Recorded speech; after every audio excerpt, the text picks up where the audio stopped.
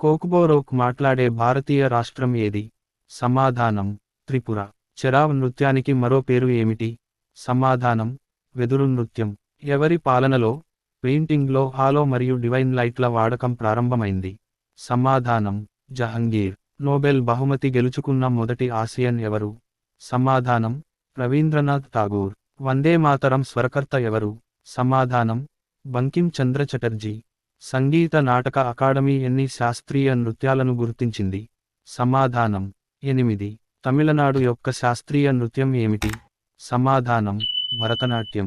ప్రముఖ అమ్జద్ అలీ ఖాన్ ఏ సంగీత వాయిద్యాన్ని వాయించారు? సమాధానం సరోద్. భారతదేశంలోని ఏ రాష్ట్రం కొంకణి భాష మాట్లాడుతుంది? సమాధానం గోవా. ఏ భారతీయ రాష్ట్రాలు ఇంగ్లీష్ మాత్రమే అధికారిక భాషగా కలిగి ఉన్నాయి?